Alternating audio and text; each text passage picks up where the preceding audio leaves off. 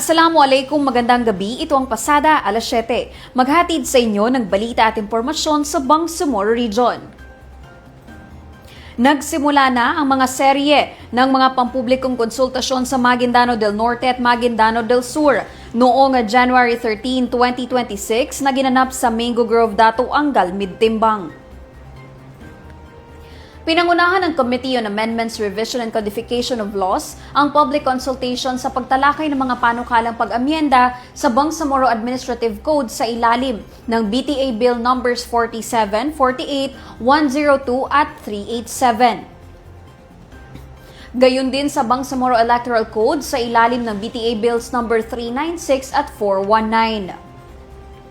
Tinalakay rin ang mga panukala hinggil sa muling pagsasaayos ng ilang mahahalagang ministeryo sa rehiyon, kabilang ang Ministry of Agriculture, Fisheries and Agrarian Reform, Ministry of Environment, Natural Resources and Energy, at Ministry of Basic Higher and Technical Education. Isa rin sa mga iminungkahing hakbang ang pag-alis ng none of the above o nota option sa balota at ang pag-amyenda sa Electoral Code. Layo ng 6 na panukalang batas ng palakasin ng pamamahala, pagbutihin ng serbisyong publiko at ihanda ang rehiyon para sa kauna-unahang parliamentary elections. Hinimok ng mga mambabatas sa mamamayan ng BARM na makilahok sa mga konsultasyon upang matiyak na tumutugon ang mga panukala sa pangangailangan ng Bangsamoro.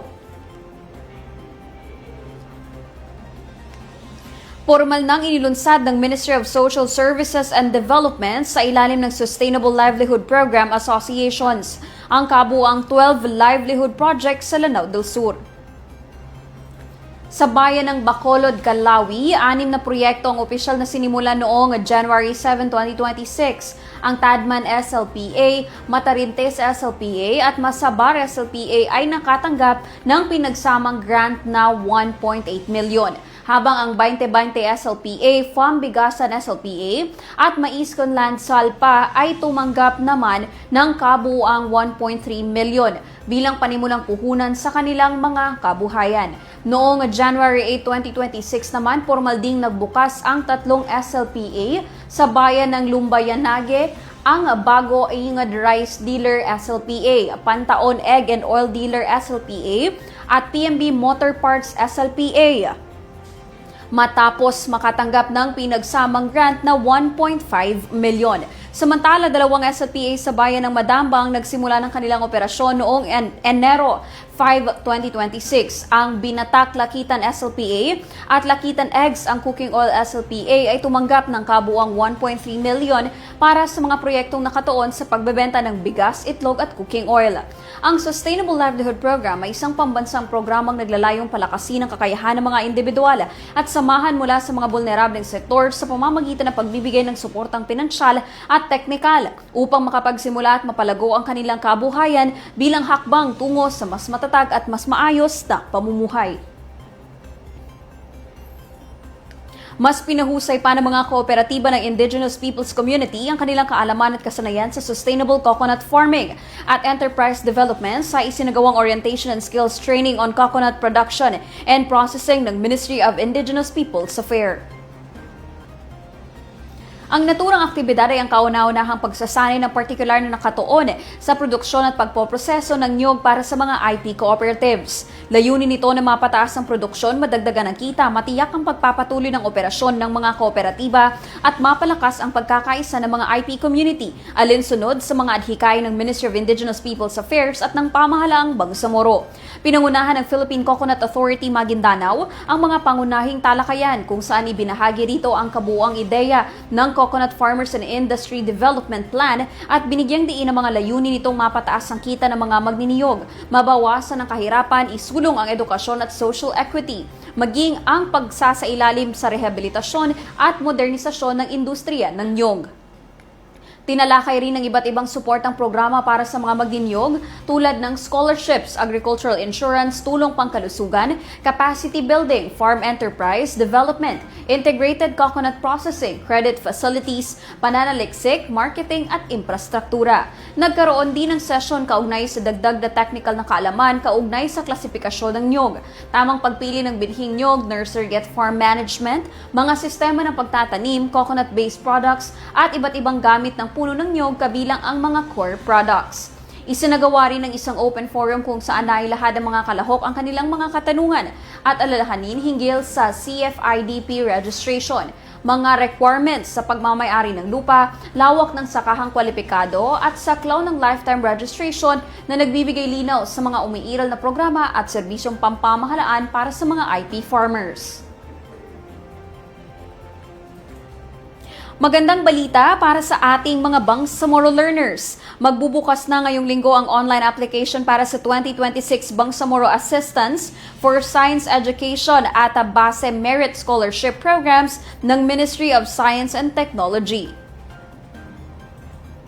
Inaanyayahan ng mga kwalipikadong aplikante na mag-abang sa mga susunod na anunsyo para sa karagdagang detalye kaugnay ang proseso ng aplikasyon at mga kinakailangang dokumento.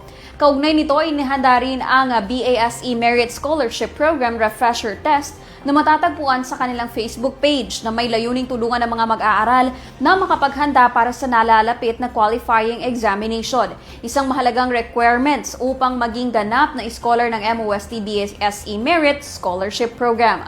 Sasaklawin ng refresher test ang mahalagang subjects katulad ng Earth Science, Biology, Chemistry, Physics at Mathematics upang mas mapalakas ang kalaman at kahandaan ng mga aplikante sa gaganaping pagsusulit. Hinihimok naman ng MOST ang mga kalahok na paghusayin ang kanilang paghahanda at aktibong makibahagi sa pagsusulong ng Science, Technology at Innovation Workforce sa Bangsamoro Region bilang bahagi ng patuloy na pagsisikap ng pamahalang Bangsamoro na palakasin ang edukasyon at kaunlaran sa rehiyon. Isa pa pong good news para sa ating mga kababayang Bangsamoro. Sa may mga katanungang legal, may handog po na libreng serbisyong legal ang Bangsamoro Human Rights Commission bilang bahagi ng pagdiriwang ng 7th Bangsamoro Foundation Day ngayong January 22, 2026 mula 8 a.m. ng umaga hanggang alas 4 ng hapon sa harap ng OCM grounds.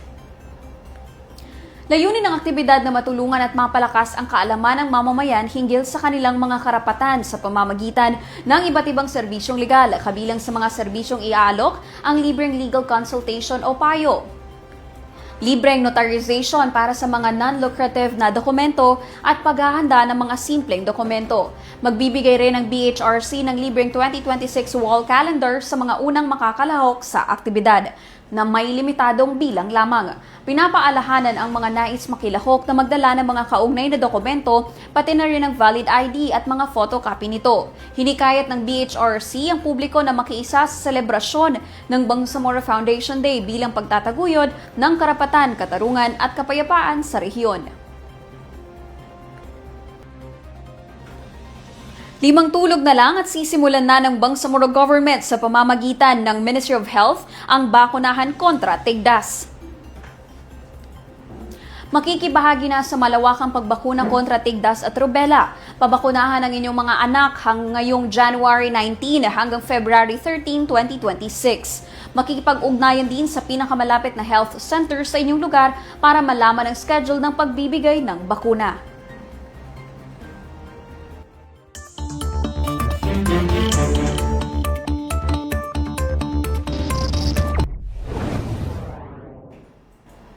Sa ating panahon ngayon, minomonitor ng Pag-asa ang isang low-lying pressure area sa labas ng Philippine Area of Responsibility 755 kilometers silangan ng Davao City. Magdudulot ito ng pag-ulan sa silangang bahagi ng Kabisayaan at Mindanao. Base sa pagtaya ng Pag-asa, mataas na ang tsansa nito na maging isang bagyo at kapag sakaling maging bagyo, tatawagin itong Ada. Ito ay sakaling unang bagyo ngayong taon. Gumagalaw naman ito northwestward, maging maulan sa Eastern Visayas, Caraga Region at Davao Region dulot ng through of LPA. Asahan naman ang kalat-kalat na pag-ulan sa ilang bahagi ng Mindanao dala ng localized thunderstorms. Ipinag-iingat ang mga nakatira sa low-lying areas dahil sa banta ng baha habang landslide naman sa mga malapit sa gilid ng bundok. Manatili ring nakatutok sa official social media pages ng Pag-asa at Barm Ready para laging updated sa lagay ng panahon. Makikita sa inyong mga screens ang hotline numbers ng Barm Ready. Maging alerto at sama-samang isulong ang isang handa at resilient Barm communities. At yan ang mga balitang tampok sa pasada alas 7. Para lagi pong updated sa mga kaganapan at impormasyon sa BARMM, i-like, i-follow at i-share ang official social media accounts ng Bangsamoro Government na makikita sa inyong mga screens. Mapapanood nyo rin ang episode na ito ng pasada alas 7 sa YouTube page ng Bangsamoro Government. Bisitahin din ang bangsamoro.gov.ph. Ako po si Yana Sanday ng Bangsamoro Information Office, naghatid balita sa ngalan ng serbisyo publiko at moral governance. Maraming salamat po at pagpalain ang Bangsamoro.